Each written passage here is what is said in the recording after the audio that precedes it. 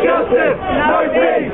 Hands off criminally. Tony Blair! War criminal. Tony Blair! War criminal. Tony Blair, we dismiss you! Now it's time to arrest you. Tony Blair! To the Hague! Tony Blair! To the Hague. Thank you to everybody for coming here today on this very, very cold and wet day, and we're only, of course, a fraction of the people who feel so strongly about Tony Blair. When I heard Jane talk about Joe Blenton, who is facing a trial, possible imprisonment for objecting to a war which he thought was unjust, what a contrast between him facing court today, a court-martial, and this man Tony Blair in this tribunal today, who was brought in a back like a thief in the night because he will not face the people who oppose him, who has refused to meet the military families. They wrote to him and said, can we meet for 15 minutes today? He hasn't even bothered to answer these people who've lost their children in Iraq. This man will be feted and wined and dined and has made millions out of his war crime. He has been made the envoy for peace in the Middle East. What a sick appointment that was. The killing joke. When you look at now, he has 4 houses. He has money from hedge funds, money from banks. All these people pay for Tony Blair, and some of these companies that pay him are profiting out of the privatisation of Iraq. That is what we're now faced with today. And you know, when you try to demonstrate, as we've tried to demonstrate, we were told yet again we had to keep off the grass. Now this time, we were told we had to keep off the grass because it's private property. The police said, we don't mind you going there, but it's private property. Guess who owns this building? It's a government agency. So the private property is owned by the government. Shouldn't a government which elects us allow us the right to demonstrate when we have a former Prime Minister who is a war criminal and who should be brought to account?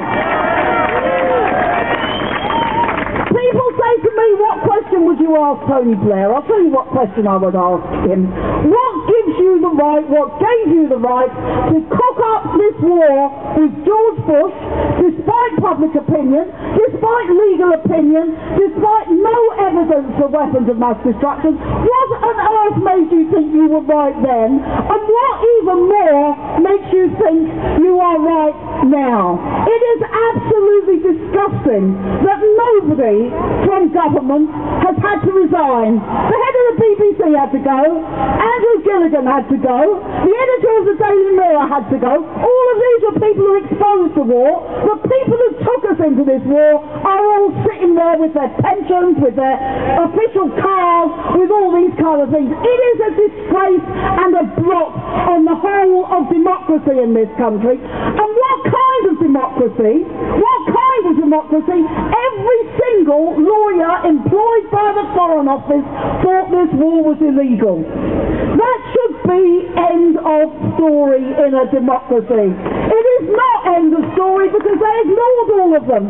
Jack Straw said the legal advice was vague. There is no law less vague than the international law because it's drawn up by treaties and conferences and all of this kind of thing. They deliberately committed a war crime and they should all be held to account. Jack Straw, Jeff Hoon, all of them, Tony Blair, all of them. But you know, everybody here has said, and quite rightly, that Tony Blair should be in The Hague. He should be indicted from this proceeding, not allowed to go free. But let's remember, this isn't just about one man. The establishment have covered up for him. The police protect him. The whole of the machinery of government has been ensured to make it possible for him not to be brought to account. That is the simple truth of the matter. And what they are doing is not just about him. is about the Americans, it's about the other so-called world leaders who were at the Afghanistan conference yesterday, who think they have the right to carve up the world, who think they should behave in this kind of way. And this protest today is not just about the past, it's about the future. We don't want the war in Afghanistan, which has been escalated by Obama and Brown. We don't want a war in Yemen or Somalia, some of the poorest countries in the world. These are things we reject, and I just want to finish by echoing what Jeremy said. This week it showed there has been a greater gap between the rich and the poor, a growth of inequality in this country. The poor people of Haiti who had that earthquake, if that was a rich country, not a fraction of those people who were killed would have been killed because they would have had decent buildings and they wouldn't have had the difficulty with getting aid. Why can we wage war but we can't help people in one of the poorest countries to overcome the problem of an earthquake? Why can we wage war but we can't keep open hospital emergency, accident emergency, and we can't keep open schools and universities? This is the wrong priorities of a rotten system that brings us war, which brings us this inequality, which brings us this division. This is what we have to campaign about. Thank you very much for coming. Stay strong, keep campaigning today, and we eventually are going to win. But the main victims have of course been in Iraq. Hundreds of thousands, perhaps as many as 1 million dead, 4 million people in exile, a country in ruins, a country laid to waste. We believe that today, when the war criminal Tony Blair is trying to explain and excuse himself in there, we should be remembering them. So I'm going to start reading out a few names of just, and obviously it's only the tiniest handful of the victims of the Iraq conflict, and then I'll be followed by other eminent supporters of the Stop the War Coalition who will also read some names. Bashar Hundi, 28. Wada Hundi, adult. Kamaran Abdurazak Mohammed, 25. Child of Muhammad Ali Hamadi, unknown. Child of Muhammad Ali Hamadi, age unknown. Child of Muhammad Ali Hamadi, age unknown. Wife of Mahmoud Ali Hamadi. Ihab Abed, daughter of Abdel Hassan Hamoudi, 34. Wissam Abed, son of Abdel Hassan Hamoudi, 40. Noor El Huda Saad, baby. Lance Corporal James Cartwright, Badger Squadron, 2nd Royal Tank Regiment. Corporal Rodney Wilson, 4th Battalion, the Rifles. Corporal Jeremy Brooks, 4th Battalion, Rifles. Private Kevin Thompson, Royal Logistic Corps. Major Nick Bateson, Royal Corps of Signals. Rifleman Paul Donachie, 2nd Battalion, the Rifles. Hassan Iyad, grandson of Abed Hassan Hamoudi. Zainab Akram, granddaughter of Abed Hassan Hamoudi. Zain El Abedin Akram, grandson of Abed Hassan Hamoudi. Kaveh Golistan,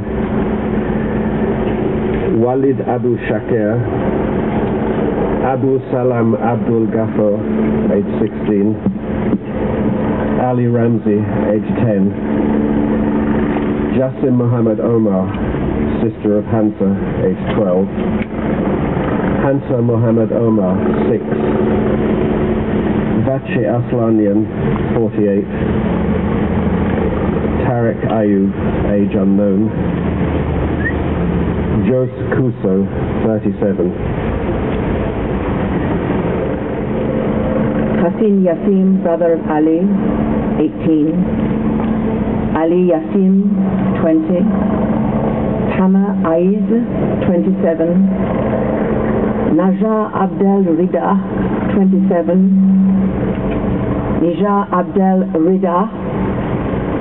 Yalantina Jonas, 2. Valentino Salo, age unknown. Saha Khalil, adult. Akil Kahil, adult. Fred Nerak, adult. Hussein Osman, adult. Paul Moran, 39. Tony Blair! War criminal! Tony Blair! War